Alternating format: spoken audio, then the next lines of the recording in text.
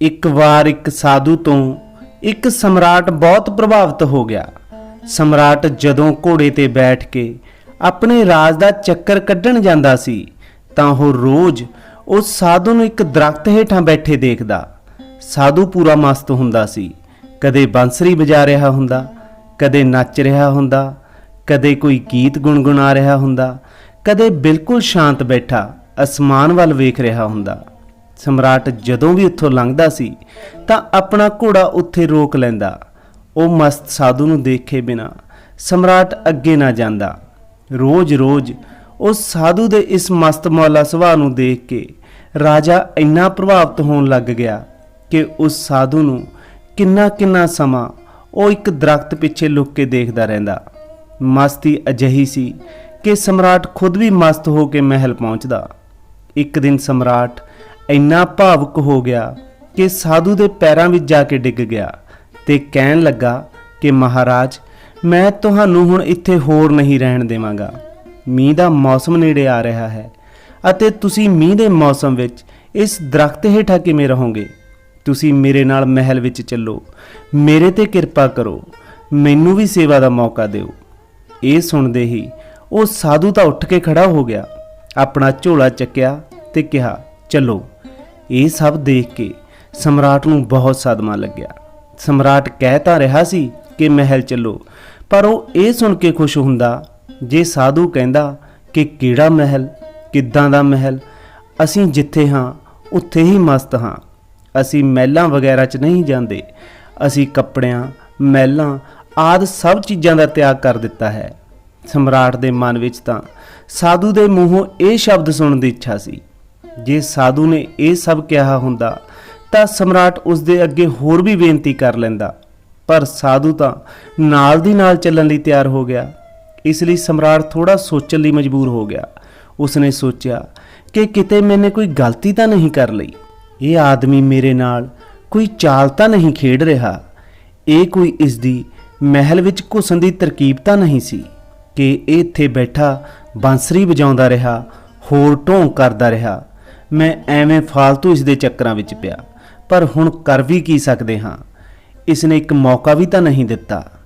ਇਸਨੇ ਇੱਕ ਵਾਰ ਵੀ ਨਹੀਂ ਕਿਹਾ ਕਿ ਨਹੀਂ, ਮੈਂ ਤਾਂ ਬਹੁਤ ਸੰਤੁਸ਼ਟ ਹਾਂ, ਕਿਹੜਾ ਮੀਂਹ, ਕਿਹੜੀ ਠੰਡ, ਸਾਡੇ ਲਈ ਤਾਂ ਸਭ ਇੱਕੋ ਜਿਹਾ ਹੈ।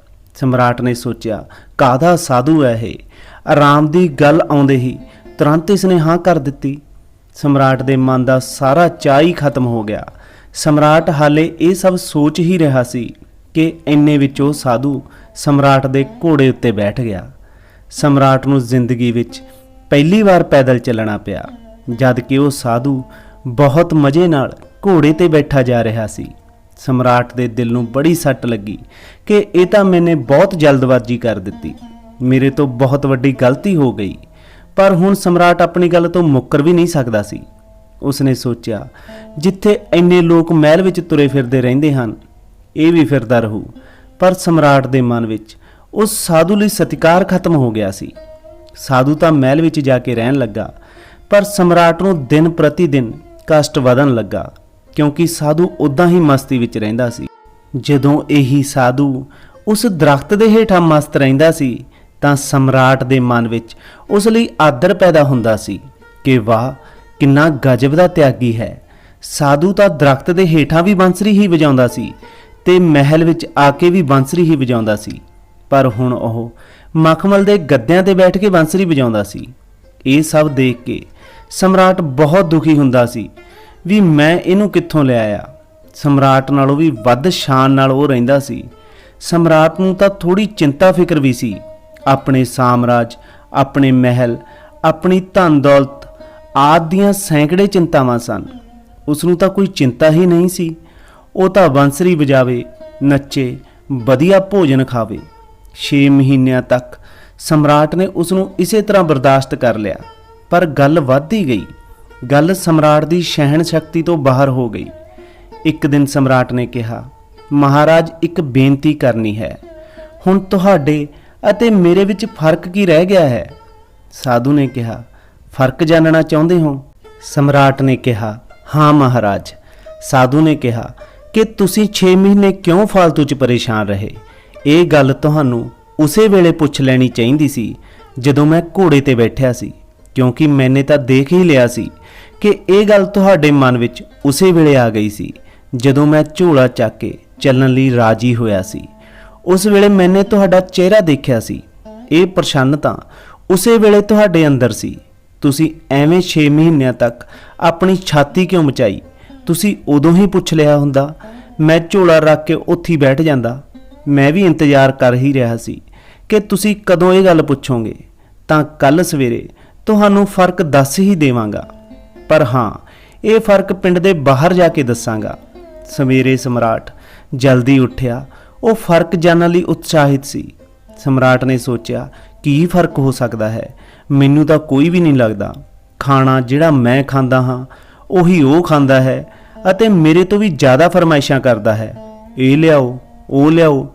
ਮੈਂ ਜਿਸ ਕਮਰੇ ਵਿੱਚ ਰਹਿੰਦਾ ਹਾਂ ਉਸ ਨਾਲੋਂ ਵੀ ਵਧੀਆ ਕਮਰੇ 'ਚ ਰਹਿੰਦਾ ਹੈ। ਮੇਰਾ 2-3 ਨੌਕਰਾਂ ਨਾਲ ਕੰਮ ਚੱਲ ਜਾਂਦਾ ਹੈ। ਇਹ ਪੂਰਾ ਦਿਨ 15-20 ਨੂੰ ਉਲਝਾਈ ਰੱਖਦਾ ਹੈ। ਇਸ ਦੀਆਂ ਜ਼ਰੂਰਤਾਂ ਦਾ ਕੋਈ ਅੰਤ ਹੀ ਨਹੀਂ।